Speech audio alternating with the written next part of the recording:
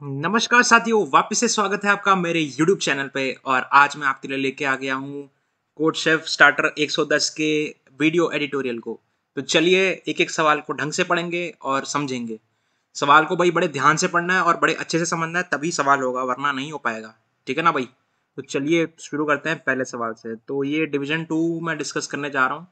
Division 2 के मैंने 4 सवाल हल किए हैं और 4 में से ये पहला सवाल है, एम आई लक्की? तो अ, ठीक है ना भाई, शुरू करते हैं।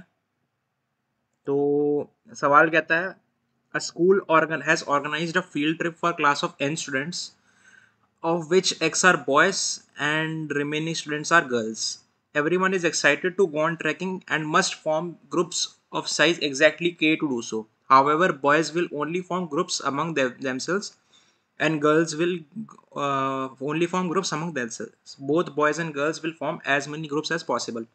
तो भाई सवाल कह रहा है, एक क्लास में n बच्चे हैं, उसमें से x लड़के हैं और बाकी सारी लड़कियां हैं। ठीक है? तो ग्रुप बना रहे हैं बच्चे ट्रैकिंग करने के लिए, के ग्रुप बनाएंगे, लेकिन बॉयज बॉयज के साथ बनाएंगे, गर्ल्स गर्ल्स के साथ बनाएंगे। ठीक है ना भाई? तो रिमेनिंग ये भी लिखा हुआ है, both boys and girls will form as many group as possible. ये लाइन बड़ी ध्यान से पढ़नी है, यही लाइन बड़ी इंपॉर्टेंट है। The remaining students can either dance around a bonfire और जस्ट रीड बुक्स।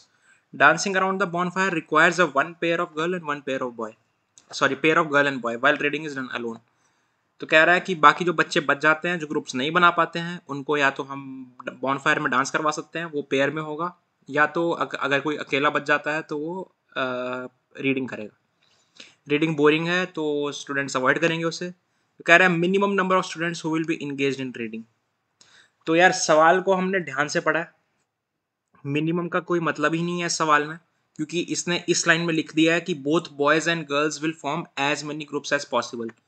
तो हमेशा हमारा फिक्स आंसर आने वाला है मिनिमम नंबर ऑफ स्टूडेंट्स के केस में, अगर आप ध्यान से देखें तो सवाल कुछ भी नहीं है, सवाल आपको बेवकूफ़ बना रहा है।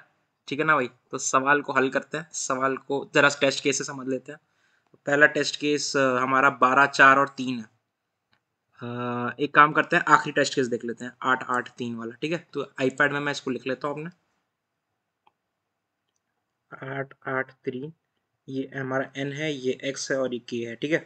तो 8, n हमारा 8 है, मतलब 8 बच्चे क्लास में। x हमारे बॉयज़ हैं, x बॉयज़ मान लो, गर्ल्स हैं मुझे फ़र्क नहीं पड़ता, x हम बॉयज़ मान लेते हैं। तो हमारे पास 8 बॉयज़ हैं और गर्ल्स हमारे पास 0 है। ठीक है? तो हमारे पास 8 बॉयज़ हैं, 8 को हमें पेयर करना है। 8 को पेयर करने के कितने मतलब कितने ग्रुप्स बनेंगे? एट मैक्स जितने बन सकते हैं उतने बनाएंगे, है ना? सवाल ने साफ साफ बोला है। तो हम 2 ग्रुप बना सकते हैं। कैसे? 3 और 3 का।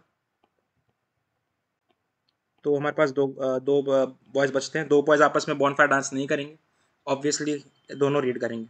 तो इसका आंसर 2 हो गया। ठीक है भाई? एक और टेस्ट केस देख लेते हैं। 12, 4 और 3, एन की वैल्यू 12 है, एक्स हमारा 4 है और 3 हमारा के है, मतलब 4 बॉयज़, गर्ल्स हमारे हो जाएंगे 8 और 3 के ग्रुप बनाने हैं। तो हमारे पास एंड में एक बॉय बच जाएगा और 2 गर्ल बच जाएंगी। ठीक है? इनमें से एक को ग्रुप कर सकते हैं, एंड में हमारे पास एक गर्ल बच जाएगी, एक गर्ल रीडिंग करेगी। तो भाई ये है सवाल। तो क्या इसमें कुछ बताना, मेरे को बताना है किसने, क्या कुछ कुछ बताने लायक है इस सवाल में? बिल्कुल नहीं। तो यार मैं बड़ा बेसिक से आपको बता देता हूँ क्या करना है हमें। ये हमें n गिवन है, ये हमें x गिवन है, ये हमें k गिवन है। तो बॉयज़ हमारे x हैं, गर्ल्स हमारे n-x है। इनका मॉड k लेंगे तो वो हमें बता देगा कि हमारे पास कितने बच गए। हमारे पास मान लो स्मॉल x a बॉयज़ बचे और b गर्ल्स बची, दोनों का मिनिमम ले लेंगे और बड़े वाले में से घटा देंगे, वही हमारा आंसर हो जाएगा। मतलब ए बी का जो मिनिमम है उसको ए से घटाओ, उसको बी से घटाओ, जो बच जाएगा इन दोनों में से वही आंसर है। कुछ भी नहीं है ऐसे कोड में, ऐसा कोड दिखाने की में भी मुझे शर्म आ रही है।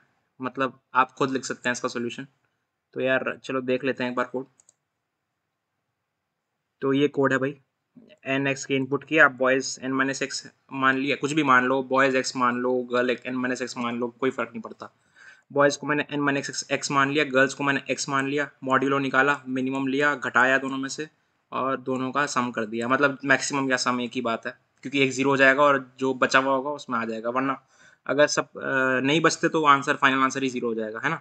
तो कुछ भी नहीं था इस सवाल में। ये सवाल को आपको बस ध्यान से पढ़ना था। जिसने ध्यान से पढ़ा होगा उसको बिल्कुल भी समय नहीं लगा होगा इसको करने में, और जिसने ऊपर ऊपर से पढ़ा होगा उसने गलती कर गड़बड़ करी होगी। तो भाई ये कुछ नहीं था। अगले सवाल पे चलते हैं। मार्बल्स प्रॉब्लम, ये भी बहुत ही सरल सा सवाल है, इसको भी थोड़ा डिस्कस कर लेते हैं। शेफ के पास ए मार्बल्स हैं और उसके दोस्त के पास बी हैं।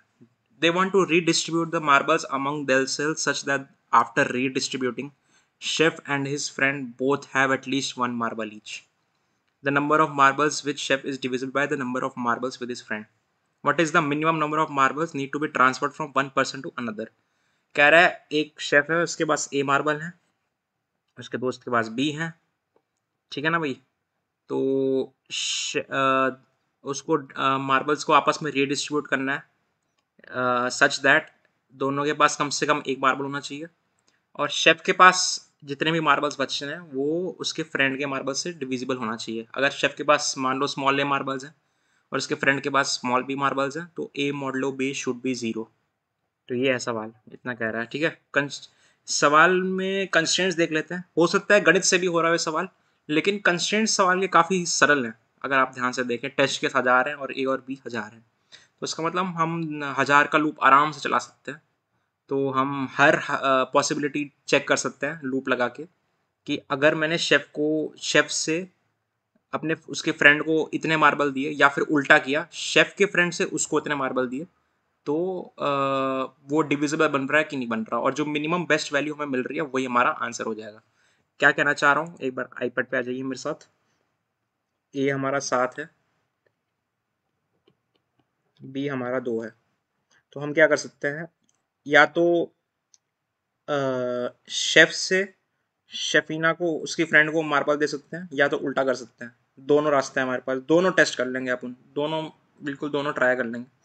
तो मान लो मैंने ए को घटाया और बी को बढ़ाया, तो वही हो जाएगा 6 और 3। कितने स्टेप लगे मुझे, एक स्टेप लगा। 6 मॉडलो 3 0 हो गया, है ना। उल्टा भी कर सकते थे, ए को बढ़ाया बी को घटाया, कितना हुआ 8, और ये 3 हो गया, सॉरी 1 हो गया। तो इसमें भी हमें एक ऑपरेशन लगा। तो जो चाहे हम शेफ से शफीना को दें, या शफीना कह रहा हूँ, उसकी दोस्त को दें, या फिर उसके दोस्त से शेफ को वापस करें, दोनों में एक ही तरीका है, मतलब दोनों का एक ही आंसर आ रहा है। तो यार कुछ नहीं करना है इसमें, बहुत ही सरल सा सवाल है। आपको बस ब्रूट फोर्स करना है। आपको चेक करना है कि अगर मैं एक्स मार्बल शेफ से उसके फ्रेंड को देता हूँ, या फिर उसके फ्रेंड से शेफ को देता हूँ, तो वो डिविजिबल हो पा रहा है कि नहीं हो पा रहा। सारे पॉसिबल केसेस टेस्ट कर लेंगे, और जो आंसर जिसमें बन रहा है अपना आंसर, वो प्रिंट करवा देंगे। और एक बात का ध्यान रखेंगे कि अगर हम किसी एक से दूसरे को एक्स मार्बल दे रहे हैं, तो वो 0 या उससे कम नहीं होना चाहिए, क्योंकि कम से कम एक बंदे के पास एक मार्बल रह जाना चाहिए। तो इतना ही था सवाल में। सोल्यूशन देख लेते हैं फटाफट से, बिल्कुल भी टाइम नहीं लगेगा सोल्यूशन देखने में। तो ये करा है, इनपुट लिया है, स्टेप्स का वेरिएबल बनाया, 2000 का लूप चलाया। 2000 का चलाए या 1000 का फ़र्क नहीं पड़ता। चेक कर ले कि अगर आप अपने उसके फ्रेंड से शेफ को मार्बल दे रहे हैं तो क्या कंडीशन सेटिस्फाई हो रही है तो प्रिंट करवा दीजिए। उल्टा, अगर उल्टा कर रहे हैं, शेफ से उसकी फ्रेंड को दे रहे हैं और दे पा रहे हैं, तो चेक कर लीजिए वो कंडीशन सेटिस्फाई हो रही है डिविजिबिलिटी वाली। अगर हो रही है तो वहीं पे आप रुक जाइए और स्टेप्स को प्रिंट करवा दीजिए। काफ़ी सरल सा सवाल। अगले सवाल की ओर बढ़ेंगे। अगला सवाल है मॉन्स्टर्स। ये थोड़ा सा अच्छा सवाल है, इतना भी अच्छा नहीं बोलूँगा मैं। कह रहा है कि Ben is fighting with a monster with a health of H. He starts with an attacking power of 1. Ben has 2 types of moves. He can use a regular attack which damages the monster by his current attack power. After this attack, his attack power doubles. He can use a special move. Choose a prime number P such that P is less than health. Health is the current health of the monster, and deal P damage to the monster. This move can be done at most once. तो यहाँ तक सवाल कह रहा है कि एक monster है, उसकी हेल्थ एच है, और बेन के पास एक कुछ हथियार है, उसकी पावर 1 है। तो अगर वो रेगुलर हथियार या अटैक बोल सकते हैं, अटैक है उसके पास 1 पावर का, अगर वो रेगुलर अटैक कर रहा है तो उसकी अटैक की जो भी पावर होगी उससे उसकी हेल्थ घट जाएगी और उसकी जो अटैक की पावर है वो दुगनी हो जाएगी। दूसरा वो क्या कर सकता है, दूसरा वो ले सकता है एक स्पेशल मूव जिसमें वो प्राइम नंबर चूज करेगा, करे मॉन्स्टर की हेल्थ से छोटा या बरोबर, और उससे पी डैमेज करेगा। और ये मूव केवल एक ही बार किया जा सकता है, इसको बार बार नहीं कर सकते। ठीक है, तो ये भी बोल रहा है कि जो दूसरा मूव है स्पेशल मूव प्राइम नंबर वाला, उससे अटैक पावर में कोई चेंज नहीं आता, ना वो डबल होती ना कुछ होती है। To kill the monster Ben must deal exactly H damage to it. तो मॉन्स्टर को मारने के लिए कंडीशन है कि बेन को एच हेल्थ ही, एच डैमेज ही देनी है उसे, मतलब उसको जीरो करनी है हेल्थ, उससे कम नेगेटिव में नहीं ले जानी है। ठीक है, find the minimum number of moves needed to ban to kill the monster और print -1 if it is impossible to do so. ठीक है, कंस्ट्रेंट्स देख लेते हैं। टी 1000 है, एच 10 की पावर 6 है, तो एच ज़्यादा बड़ा नहीं है जैसे कि आप देख सकते हैं। एक बार अपने आईपैड पर चलते हैं और टेस्ट केस भी समझ लेते हैं। ये 10 हमारा सैम्पल टेस्ट केस है, 10 का आंसर हमारा 3 है। ठीक है, 10 का आंसर 3 क्यों है चेक कर लेते हैं। तो 10 का आंसर 3 कैसे हो सकता है? मान 10 से उसने मान लो 1 घटाया तो हमारे पास 9 आ गया। 9 से उसने 2 घटाया क्योंकि अब उसकी पावर डबल हो चुकी है, डबल पावर, तो अब 7 आ गया। अब 7 एक प्राइम नंबर है तो हम 7 डायरेक्टली घटा सकते हैं, आंसर हमारा 0 हो जाएगा, तो हमें 3 मूव्स लगे। ये कह रहा है कि 3 से कम मूव्स में ये करना इम्पॉसिबल होगा। बात भी सही है उसकी, तो आप कोई भी तरीका ढूंढ लो, 3 से कम मूव्स में आप मॉन्स्टर को हरा ही नहीं सकते। सेकंड केस में वो कह रहा है कि आप कुछ भी कर लो, आप मॉन्स्टर की हेल्थ 0 कर ही नहीं पाओगे, नेगेटिव में चली जाएगी आपकी हेल्थ। ये आप चेक कर लेना कैसे हो रहा है, क्यों हो रहा है। मैं यहाँ पे नहीं समझाने बैठ रहा हूँ ये, मैं आपको सवाल का इंट्यूशन समझा देता हूँ कि क्या करना चाहिए हमें और क्यों करना चाहिए, है ना। तो यार अगर हम एच को ध्यान से देखें, एच ज़्यादा बड़ा है नहीं, एच 1 से ठीक है 10 की पावर 6 है। तो एच को देखते हुए मैं ये कह सकता हूँ कि मैं 1 से लेके 10 की पावर 6 तक के जो प्राइम नंबर्स हैं वो बड़ी आराम से निकाल सकता हूँ, उसमें कोई दिक्कत नहीं है मुझे, है ना। चाहे आप सीव ऑफ इरेस्टोटीन्स लगा लो, चाहे आप स्क्वायर रूट टेक से निकाल लो, दोनों से आप निकाल सकते हो।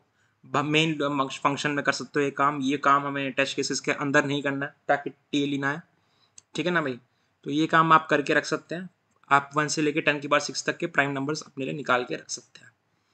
ठीक है, अब हम देखते हैं अगर हमें कोई एच गिवन है, अगर एच पहले से ही प्राइम है तो हमें कुछ करना ही नहीं है, बस एक मूव लगाओ आंसर आ जाएगा। लेकिन अगर एच नहीं, नॉन प्राइम है, तो ऑब्वियसली हमें कोई मूव लगाना पड़ेगा, या हमें वो दूसरा मूव लगाना पड़ेगा, करंट पावर वाला, करंट अटैक पावर वाला, ताकि हम एच को प्राइम बना सके, है ना।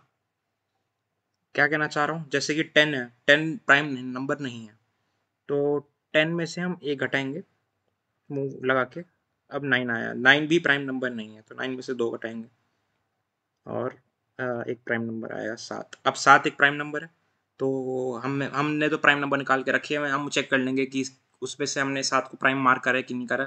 7 हमारा प्राइम है तो हाँ, एक मूव और लगेगा, हमारा आंसर आ जाएगा। तो हमें यही करना है, हमें हमेशा पहला मूव लगाना है, फर्स्ट मूव लगाना है करंट पावर वाला, जब तक एच हमारा प्राइम ना बन जाए। एच इज नॉट प्राइम, जब एच प्राइम हो जाए तो वी आर डन, तो we are good to go. हमें बस एक ऐड करना है आंसर में, है ना। और अगर तीसरा है, हो सकता है कि कभी इस प्रोसेस में एच कभी प्राइम ही ना बने और हमारा जो करंट पावर है वो एक्सीड हो जाए हमारे हेल्थ से, तो इस केस में आंसर हमेशा -1 होगा। मतलब हम पहला मूव ही लगाते जा रहे हैं और हम एच को कभी प्राइम बना ही नहीं पाए, तो हम सीधा, मतलब इस केस में करंट पावर हमारा एच से ज़्यादा हो जाएगा और इस केस में हमारा आंसर -1 हो जाएगा, है ना। अब सवाल आप लोग के दिमाग में ये आ सकता है कि हम ऐसा ही क्यों कर रहे हैं, हम हमेशा पहले मूव लगाने के बाद दूसरा मूव क्यों लगा रहे हैं, ये आपके दिमाग में आ सकता है। तो गाइज मैं यहाँ पे कहना चाहूंगा, order of operations does not matter. जी हाँ, बिल्कुल सही सुना आपने, order of operation does not matter, लेकिन जो आप ऑपरेशंस लगा रहे हो वो मैटर जरूर करेंगे, लेकिन अगर आप जो आपका ऑर्डर रहेगा ऑपरेशंस लगाने का वो कभी भी मैटर नहीं करेगा। ऐसा मैं क्यों कह रहा हूँ? इसको एक एग्जांपल से समझते हैं। एग्जांपल से आपको ज़्यादा अच्छे से समझ आएगा। तो हमने देखा कि पहले केस में हमारा 10 था और 10 को हमने 7 बनाया था, है ना। तो मान लो कि मैंने 7 पहले ही घटा दिया 10 में से, है ना, तो मेरे पास 3 आया। 3 है एक प्राइम नंबर, लेकिन आप एक बात गौर करोगे, ये प्राइम नंबर वाला मूव हम ऑलरेडी लगा चुके हैं। अब हम 3 के लिए ये मूव नहीं लगा सकते, तो हमें वही पहला मूव लगाना पड़ेगा। तो उसके पश्चात हम इसमें से 1 घटाएंगे, फिर इसमें से 2 घटाएंगे, यानी कि 3 - 3 और 0। अगर आपको मेरी बात ध्यान से समझ में आ गई है, अगर आपने एग्जाम्पल ध्यान से समझ लिया है, तो आपको अंदाज़ा लग चुका होगा कि मैं ये क्यों कह रहा हूँ कि prime order of operations does not matter. क्योंकि आप जैसे कि देख सकते हैं, जो भी प्राइम हमें घटाना होगा वो बेस्ट प्राइम नंबर होगा, उसको हम सेलेक्ट करेंगे और उसको घटाएंगे। वो बेस्ट प्राइम नंबर कैसे ऑब्टेन हो रहा है? वो बेस्ट प्राइम नंबर हमेशा इस वे में ही ऑब्टेन हो रहा है कि हम पहला ऑपरेशन लगाएं और फिर बीच में हमें प्राइम नंबर मिले तो उसके साथ हम दूसरा ऑपरेशन लगाएं, है ना। वो बेस्ट प्राइम नंबर मान लो x है हमारा, हमें नहीं पता वो प्राइम नंबर क्या है और हमें h गिवन है। अब हमें h में से x घटाना है, तो अब वो प्राइम नंबर वाला ऑपरेशन हम ऑलरेडी लगा चुके हैं, है ना। अब हमारे पास केवल ऑपरेशन 1 है लगाने को। तो ऑपरेशन 1 का जो भी ऑपरेशन 1 का जो फाइनल सम आएगा वो एक फिक्स नंबर आएगा, हमेशा एक फिक्स वैल्यू आएगी। और वही फिक्स वैल्यू हम h में से हमारे h में से आगे से घटाएंगे, चाहे हम पहले घटाएं चाहे बाद में घटाएं, है ना। तो बेस्ट ऑप्शन यही रहेगी कि वो फिक्स वैल्यू हमें नहीं पता क्या हो सकती है। वो फिक्स वैल्यू 1 हो सकती है, या तो 1+2 हो सकती है, या तो 1+2+4 हो सकती है, एंड सो ऑन। हमें वो फिक्स वैल्यू नहीं पता। लेकिन अगर हम ये ऑपरेशन पहले लगाना शुरू करें और हम एक ऐसे स्टेप पे पहुंचे जहां पे हम एक्स प्राइम नंबर तक पहुंच जाए, तो हमें वो प्राइम नंबर एक्स के बारे में पता लग जाएगा कि हाँ, हमें इस स्टेप में ये घटाना है। उम्मीद है आपको समझ आ गया होगा मैं क्या कहना चाह रहा हूँ। एक बार दोबारा से दोहरा देता हूँ। हमें एक फिक्स प्राइम नंबर एक्स लेना है, उसको घटाने से हमें ऑप्टिमल आंसर मिलेगा हमेशा, अगर वो एक्स प्राइम नंबर एग्जिस्ट करता है तो, वरना तो आंसर -1 है ही। और हमें वो एक्स प्राइम नंबर नहीं पता क्या होगा, और वो जो कुछ भी नंबर है एक्स, अगर हम उसको हेल्थ में से घटा देते हैं तो हमें कुछ फिक्स वैल्यू बचेगी। वो फिक्स वैल्यू या तो 1 होगी, या तो 1+2 होगी, या तो 1+2+4 होगी, या आदि। तो अगर हम ये ऑपरेशन लगा रहे हैं, पहले ही लगा रहे हैं 1+1 1+2 1+2+4, तो हमें बीच में हो सकता है एक प्राइम नंबर मिल जाए और वही प्राइम नंबर हमारा एक्स हो जाएगा, जिससे हमें बेस्ट आंसर मिल जाएगा। तो मैं आपको उल्टे नज़रिए से समझाने की कोशिश कर रहा हूँ सवाल को। एक्स प्राइम नंबर अज्यूम कर रहे हैं, फिर उसके बेसिस पे आंसर तक पहुंचने की कोशिश कर रहे हैं। उम्मीद है आपको अब सवाल समझ में आ गया होगा। अगर अभी भी नहीं आ रहा है सवाल समझ में, तो मेरे पास ज़रूर आए, मैं आपके साथ चर्चा करूंगा सवाल की। कोड देख लेते हैं। कोड में बिल्कुल भी कुछ भी खास नहीं है, कोड बड़ा सरल सा है। ये मैंने सीव का कोड लिखा है। सीव क्या होता है, अगर आप मेरे से पढ़ना चाहें तो पढ़ सकते हैं। प्राइम नंबर्स निकालने की टेक्निक है। ये 10 की पावर 6 + 5 से इनिशलाइज किया है, और जहाँ जहाँ पे प्राइम आ रहा है उसको मैं ट्रू मार्क कर दूंगा, उसको मैं कॉल कर दूंगा। ये अपना करंट को 1 ले लूँगा जब तक अल्फा ग्रेटर देन 0 है। अगर प्राइम मिल जाता है उसको तो काफ़ी अच्छी बात है, हमें कुछ करना ही नहीं है। आंसर को बढ़ाना है, ब्रेक करना है, वरना वो करंट पावर से घटाना है, उसका दुगना करना है, आंसर को जोड़ना है। अगर अल्फा हमारा 0 हो जाता है तो बहुत ही अच्छे, आंसर प्रिंट कर दीजिए, वरना -1 प्रिंट कर दीजिए। ठीक है, तो इतना ही था इस सवाल में। चलिए बढ़ते हैं आखिरी सवाल पे। आखिरी सवाल है टेट्रिस। टेट्रिस सवाल अच्छा है, पढ़ेंगे इसको एक बार, पर काफ़ी मज़ेदार सवाल है, पर काफ़ी सरल भी है। ठीक है ना भाई। हो सकता है इसका कोई और भी सोल्यूशन एग्जिस्ट करता हो मैथ्स के द्वारा, लेकिन मैं आपको जो सोल्यूशन समझाऊंगा उसमें लग रही है डायनेमिक प्रोग्रामिंग। ठीक है ना भाई, तो एक बार इस सवाल को अच्छे से पढ़ेंगे सब लोग मिलके और करेंगे। सवाल बोलता है भाई, chef and Chefina are playing a game of Tetris together. In a single move a player can either clear 1 2 3 और 4 lines of blocks. Clearing 4 lines in a single move is called a Tetris move. Chef और उसकी साथी शेफीना game खेल रही हैं। एक move में एक भी प्लेयर क्या कर सकता है, तो 1 2 या 3 या 4 ब्लॉक हटा सकता है।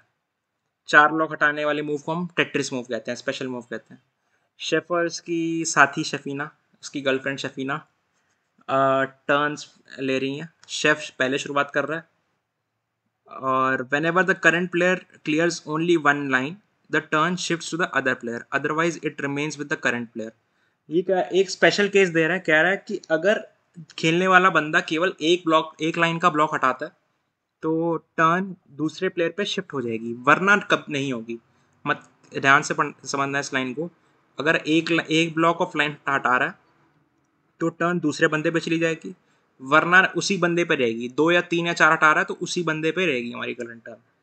दे will stop playing as soon as at least L lines are cleared. तो अगर हम एल लाइन्स को क्लियर कर देते हैं या उससे ज़्यादा को क्लियर कर देते हैं तो गेम वहीं पे रुक जाएगी। ठीक है ना भाई। Chef wants to end the game in style, so he would be the one who finishes the game and to do so by getting a Tetris। तो कह रहा है ये शेफ चाहता है कि वही हमेशा गेम को पूरा करे और करे भी कैसे, टेट्रिस मूव से। टेट्रिस मूव क्या था हमारा कि 4 लाइन क्लियर करी, 4 बार क्लियर करी उसने। तो ऐसी कितनी सीक्वेंसेस हैं जिससे ये आंसर में मिल सकता है, जितने पॉसिबल मूव्स हैं।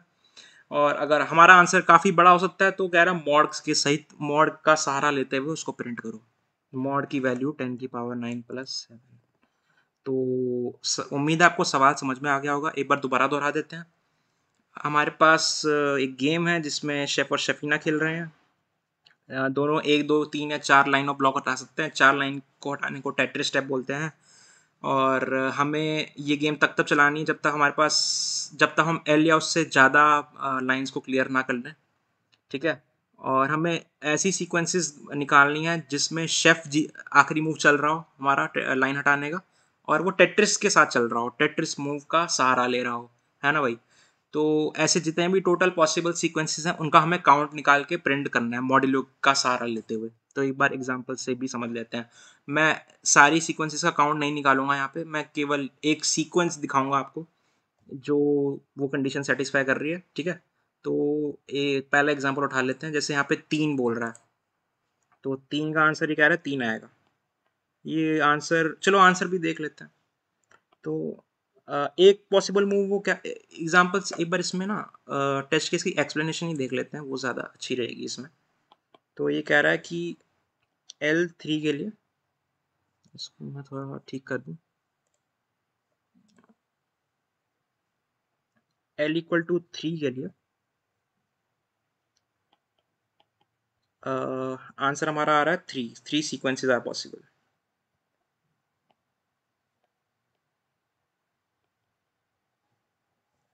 है ना भाई। तो 3 सीक्वेंसेस कैसे आ रही हैं वो ये बताएगा। एक तरीका तो ये है कि शेफ पहला स्टेप चले और पहले में ही 4 हटा दे। तो अगर वो 3 - 4 करेगा वो लेस देन इक्वल टू 0 आ जाएगा। और शेफ ने टेट्रिस मूव भी चला तो आंसर हमारा आ जाएगा। मतलब एक 4 स्टेप में हमारा शेफ ने चला और उसने अपना गेम जीत लिया। ठीक है ना भाई। दूसरा पॉसिबल सिनेरियो क्या हो सकता है, शेफ ने 2 लाइन हटाई फिर 4 हटाई। तो इसमें क्या हुआ, इसमें 3 से पहले हमारा 3 था इनिशियली, वो हमारा 1 बना, फिर हमारा -3 बन गया। तो इसमें दोनों मूव शेफ ने चला, क्योंकि मैंने बताया था ना कि अरे ये हमने डिस्कस किया था कि अगर कोई एक ब्लॉक हटा रहा है तभी चाल दूसरे बंदे पे ट्रांसफर होगी, वरना उसी बंदे पे वो चाल रहेगी, है ना। तो ये दूसरा तरीका हो गया। तीसरा तरीका क्या है हमारे पास, आ, आ, इसने पहले एक शेफ ने पहले एक हटाया, बारी शेफीना को चली गई क्योंकि उसने केवल एक हटाया। अब शेफीना ने क्या किया, शेफीना ने भी एक लाइन हटाई। अब क्योंकि शेफीना ने केवल एक लाइन हटाई, वापस बारी शेफ को चली गई। अब केवल एक बचा है। अब अब भी शेफ टेट्रिस मूव चल के गेम जीत सकता है। टेट्रिस मूव मतलब 4 माइनस करके, है ना। तो यार मैथ के थ्रू पता नहीं ये सवाल कैसे होगा, क्योंकि काफ़ी सारे केस बनेंगे इसमें। लेकिन डीपी से अगर आप सोचेंगे काफ़ी आसान हो जाएगा सवाल। और आप एक बात ध्यान दीजिए कि आपका जो डीपी ऑफ एल है उसको हम किसी दूसरे के हेल्प से डीपी ऑफ एल -1 के मदद से निकाल सकते हैं, है ना। कैसे निकाल सकते हैं वो देखते हैं। तो यार जब भी मैं डीपी की बातें करता हूँ मैं हमेशा मेमोराइजेशन से ही शुरू करता हूँ। मेमोराइजेशन पे ही काम करता हूँ मतलब मैं। तो मेमोराइजेशन के हमेशा 2 स्टेप्स होते हैं। पहले हम रिकर्सिव सोल्यूशन सोचेंगे, फिर हम उसको मेमोराइज कर देंगे। हमेशा ऐसे ही सोचता हूँ। जीपी का अगर कोई भी सवाल मेरे को दिया जाता है तो मैं हमेशा ऐसे ही सोचता हूँ, हमेशा रिकर्सिव सोल्यूशन सोचता हूँ, फिर उसको मेमोराइज करता हूँ। तो इसमें भी यही करूँगा, ठीक है। कोड क्यों देख रहे हैं, अभी तो मैं आपको कोड समझाऊंगा। तो यार हम क्या कर सकते हैं, सबसे पहले रिकर्सिव सॉल्यूशन सोचते हैं। तो इस बार मैं आपको सूडो कोड लिख के नहीं दूंगा, आपको मैं अप्रोच बताने की कोशिश करूंगा। तो हमारे पास मान लो n, हमारे पास स्टिक्स हैं, मतलब हमें एटलीस्ट n स्टिक्स बनानी है। और हम अभी शेफ़ हैं, मतलब शेफ़ अभी खेल रहा है। तो शेफ़ के पास कितने रास्ते हैं, या तो वो 1 घटाएगा, या तो वो 2 घटाएगा, या तो वो 3 घटाएगा, या तो वो 4 घटाएगा। अगर 4 घटाने के बाद वो हमारा जो नंबर ऑफ स्टिक्स हैं वो n less than equal to 0 हो जाते हैं, तो इसका मतलब शेफ ने टेट्रिस मूव चला और वो गेम जीत गया। तो यहाँ इस केस में हमें 1 रिटर्न कर देना, ठीक है ना भाई। और अगर n-1, अगर उसने n-1 चला है तो 4 चली जाएगी शेफीना को। अब शेफीना के पास अगेन 4 पॉसिबिलिटीज़ हैं, या तो वो एक घटाए, या 2 घटाए, या 3 घटाए, या 4 घटाए, है ना। इस केस में अगर वो 1 घटाती है तो वापस चाल शेफ को चली जाएगी, वरना इन तीनों में से कुछ होगा। लेकिन अगर कहीं पे भी n हमारा लेस देन 0 हो चुका है पहले से ही, n अगर हमारा 0 हो चुका है, और इसका क्या मतलब है, इसका मतलब है कि शेफ जिस स्टाइल में गेम एंड करना चाहता था उस स्टाइल में गेम एंड नहीं हुआ, शेफ गेम नहीं जीत पाया, ठीक है। सिमिलरली n-2, अगर n-2 के केस में देखें तो वापस शेफ ही चाल चलेगा, उसके पास ये पॉसिबिलिटीज होंगी, और n-3 के लिए भी ये होंगे, है ना भाई। तो अगर हम ध्यान से देखें तो इसमें केवल 2 पैरामीटर्स हैं जो चेंज हो रहे हैं। अगर हम जो भी फंक्शन लिखेंगे, जो रिकर्सिव फंक्शन लिखेंगे उसमें 2 पैरामीटर्स चेंज होंगे। एक पैरामीटर हमारा होगा नंबर ऑफ स्टिक्स, और एक हमारा टर्न, कौन खेल रहा है, शेफ या शेफीना, है ना भाई। तो इससे ही इतना ही काफ़ी था, इसी से हम सोच सकते हैं। और कंस्ट्रेंट्स को हम ध्यान से देखें तो हम आराम से डी पी ऑफ 10⁵ और 2 का एरे बना सकते हैं, कोई दिक्कत नहीं है, मेमोरी एक्सेप्टेबल होगा ये बात का ध्यान रखें कि टेस्ट केस भी 10⁵ है। तो इसने ये कहीं नहीं बोला कि sum of test cases will not exceed 10⁵। तो इसका मतलब है कि हमें पहले हमें ग्लोबल डीपी एरे बनाना है, उसमें ही मेमोराइज करते रहना है अपने आंसर को, हर टेस्ट केस के लिए अलग से नहीं बनाना है, ठीक है। तो एक बार कोड देख लेते हैं, कोड से उम्मीद है आपको समझ आ जाएगा। नहीं समझ में आ रहा है तो मेरे पास जरूर आए, मेरे से पूछें क्या दिक्कत है, सवाल में क्या समस्या है। तो ये कोड है। हाँ, मॉड का ध्यान रखेंगे, मॉड लेना है सवाल में तो मॉड जरूर लेंगे। यार मॉड के केस में मैं जनरली एक अप्रोच अपनाता हूँ कि मैं hash tag define int long long करता हूँ, मतलब सारे वेरिएबल्स को लॉन्ग लॉन्ग मान लेता हूँ। मैं मानता हूँ ये अच्छी प्रैक्टिस नहीं है, पर ये ओवरफ्लो होने से बचाती है हमारे सोल्यूशन को। हो सकता है आप कहीं पे गड़बड़ कर दें और इंटीजर के साथ खेलने के चक्कर में अपने इंटीजर को ओवरफ्लो करवा लें। तो इंट लॉन्ग लॉन्ग का आप प्रयोग कर सकते हैं, जैसे मैंने किया। और डी पी आर ए बनाया मैंने, D P R A constants के हिसाब से बनाया है, जैसे कि आप देख सकते हैं डी पी ऑफ M2। ये क्यों बनाया अभी देखते हैं। टेस्ट केस हमारे, इसको मैंने इनिशलाइज कर दिया -1 से पूरे एरे को। फिर हमने टेस्ट केस इंपोर्ट लिया, M1 लिया और बस फंक्शन कॉल कर दिया। अब फंक्शन ही मेन है हमारा, जो हमारा मेन काम कर रहा है। तो यार एक बेस केस तो ये है कि n हमारा पहले से ही greater than less than equal to 0 है। अगर ऐसा है तो हमें 0 रिटर्न करना है। क्यों? क्योंकि शेफ अपना टेट्रिस मूव नहीं चल पाया और हम गेम पहले ही ख़त्म कर चुके हैं। डीपी ऑफ एंड टर्न ये मेमोराइजेशन की कंडीशन है, जैसे कि आप जानते हैं मेमोराइज करते टाइम हमेशा एक कंडीशन लगाते हैं। इसके अलावा हम हमारे पास 4 केस हैं। 4 केस क्या हैं? या तो हम 1 घटाएं, 2 घटाएं, 3 घटाएं या 4 घटाएं। ठीक है, अगर हम 1 घटाते हैं तो जैसे कि आप जानते हैं 1 घटाने पे हम टर्न चेंज करेंगे। अगर शेफ खेल रही है तो शेफीना खेलेगी, वरना शेफ ही खेलेगा। दूसरे और तीसरे में हम कुछ नहीं करेंगे, बस घटा देंगे, टर्न चेंज नहीं होगी। और अगर हम टेट्रिस मूव चल रहे हैं और शेफ अगर खेल रहा है तो बहुत अच्छे, इसका मतलब हम गेम जैसे चाहते थे करवाना पूरा वैसे करवा चुके हैं, तो इसलिए हम डी को 1 सेट कर देंगे। वरना हम क्या करेंगे, हम अपने गेम को आगे बढ़ा देंगे बिना कुछ करे। और हमारा आंसर क्या हो जाएगा? इन चारों का सम, मतलब इन चारों में से जो भी हमारा सेटिस्फाई कर रहा है सीक्वेंस, उनका सम लेके उनका मॉड ले लेंगे। मॉड इसलिए लेना है क्योंकि आंसर काफ़ी बड़ा हो सकता है। तो उम्मीद है आपको समझ में आ गया होगा ये चौथा सवाल। थोड़ा सा कठिन है सवाल, लेकिन अगर आपको कोई भी दिक्कत आ रही है इस सवाल को समझने में तो मेरे पास ज़रूर आ सकते हैं, बेझिझक होके आ सकते हैं। और मेरा वीडियो देखने के लिए बहुत बहुत धन्यवाद। मिलते हैं अगली बार।